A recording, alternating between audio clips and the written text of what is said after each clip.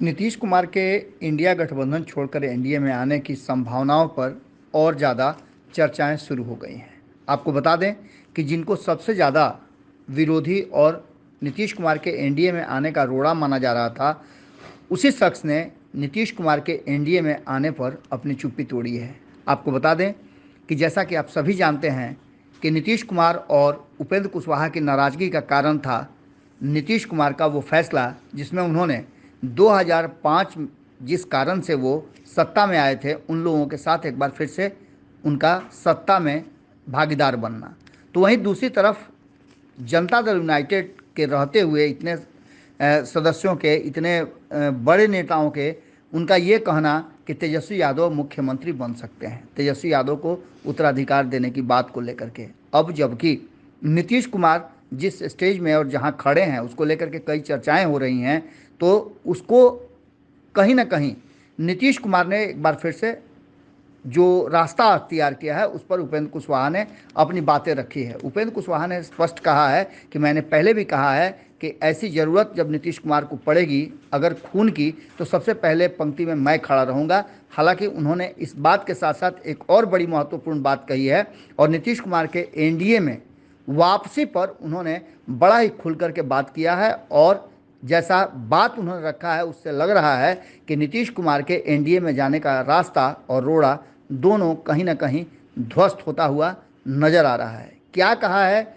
उपेंद्र कुशवाहा ने, पूरी बात आप सुनिए और कमेंट बॉक्स में ज़रूर लिखिएगा कि आखिर इसके मायने क्या हैं। आज से नहीं, बहुत पहले पीछे जाकर भी तो कभी नीतीश जी के प्रति व्यक्तिगत रूप से मैंने गुस्सा का इजहार किया हो, कभी ऐसा नहीं था। हाँ ठीक है, उनके कुछ पॉलिटिकल डिसीजन के खिलाफ जरूर हमने अपनी बात कही है और लगातार जो बात हम कर रहे हैं, पहले भी कर रहे थे, जेडीयू में जब हम थे तब भी वही कर रहे थे, बीच में भी और अभी भी। व्यक्तिगत रूप से जहां तक उनसे व्यक्तिगत संबंध का मामला है तो उसमें तो हमने जेडीयू से अलग होने के तुरंत बाद भी कहा कि अगर कभी उनको जरूरत हो व्यक्तिगत रूप से, भगवान न करे वैसी स्थिति आवे, लेकिन अगर वैसी स्थिति आती है तो ब्लड देना हो तो सबसे पहले अगली पंक्ति में नीतीश जी के लिए जाकर हम खड़ा होंगे। तो यह स्टेटमेंट हमारा आज का नहीं है, तो व्यक्तिगत संबंध के आधार पे जो स्टेटमेंट हो सकता है। आए दिनों हम देख रहे हैं व्यक्तिगत रूप से वो परेशान है, परेशान दिख रहे हैं, बिल्कुल परेशान दिख रहे हैं। और सीधे तौर पे हम जहां तक नीतीश जी को जानते हैं, नीतीश जी राजनीति में ऐसी स्थिति को कभी बर्दाश्त नहीं उन्होंने किया है, लेकिन अब मजबूरी उनकी हो सकती है, झेल रहे हैं, लेकिन बिल्कुल झेल रहे हैं। दम घुटन की स्थिति है।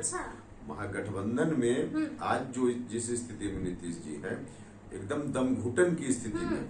लेकिन तो फिर मजबूरी क्या है? अब मजबूरी क्या है, जो डिसीजन उन्होंने ले लिया एनडीए से अलग होते हुए, अब रिवर्स भी उसका संभव नहीं है उनके लिए।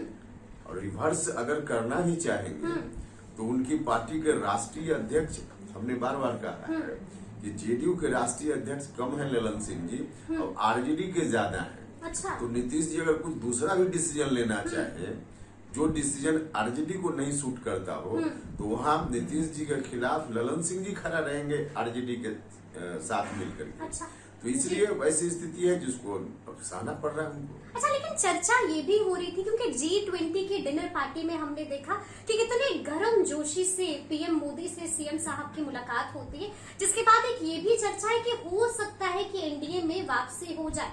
तो कहीं ऐसा तो नहीं है कि कुशवाहा जी को डर लग रहा है कि कहीं अगर नीतीश कुमार की वापसी हो गई तो फिर क्या होगा? नहीं, उससे क्या फर्क पड़ता है। एनडीए में 4 पार्टी, 5 पार्टी, 6 पार्टी, जो भी पार्टी आज बिहार में है जी, उसमें एक पार्टी और ऐड हो जाएगी। इससे उपेंद्र कुशवाहा जी को क्या फर्क पड़ना है?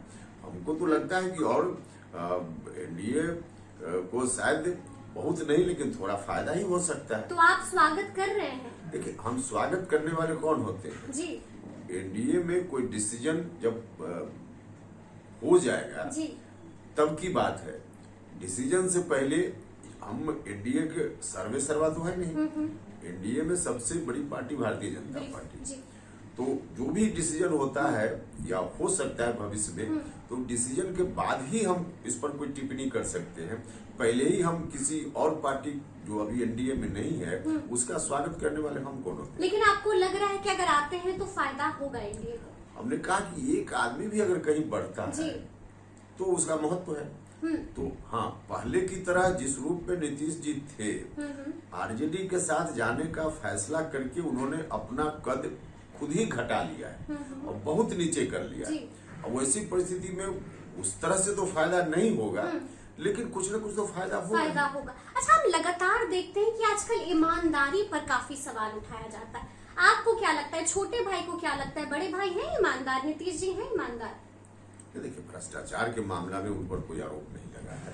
मतलब ईमानदार है भाई साहब? उस मामला में नीतीश जी पर कोई आरोप नहीं लगा है। हाँ, नीतीश जी के आसपास के जो लोग हैं उसको अगर ठीक से देखिएगा तो भ्रष्टाचार में डूबे हुए लोग, और नीतीश जी उसको देखते हुए भी चुप हैं, या फिर आरजेडी के लोग जिस तरह से भ्रष्टाचार में आज उनके ऊपर मुकदमा, एक से एक मुकदमा पहले से चल रहा है, और आज नीतीश जी चुप हैं। यही नीतीश कुमार जी पहले बोलते थे कि करप्शन से हम समझौता नहीं कर सकते, लेकिन आज चुप है। निश्चित रूप से यह ठीक नहीं है, इसकी आलोचना होगी, लेकिन व्यक्तिगत रूप से नीतीश जी भ्रष्ट हैं ऐसा कहना मुश्किल। अच्छा, तो बार तेजस्वी यादव ने भी कहा है कि हमारा जो पीएम कैंडिडेट होगा वो पीएम मोदी से भी ज्यादा ईमानदार होगा, तो आपने भी कह दिया ईमानदार तो है नीतीश कुमार। तेजस्वी यादव ने क्या कहा कि नीतीश कुमार पीएम के उम्मीदवार हैं? नहीं, ये कहा है कि जो भी होगा ईमानदार होगा क्या? और लगातार जेडीयू नेता कह रहे हैं कि बड़े ईमानदार हैं नीतीश कुमार जी। जेडीयू में या किसी पार्टी जी सब लोग तो भ्रष्ट होते नहीं, बिल्कुल। आरजेडी में कुछ लोग ईमानदार मिल जाए। आरजेडी के हम आलोचक हैं, लेकिन आरजेडी में भी हम यह नहीं कर सकते कि 1 से 100 तक जितने लोग हैं सब भ्रष्ट हैं। तो ईमानदार तो बहुत सारे लोग हैं।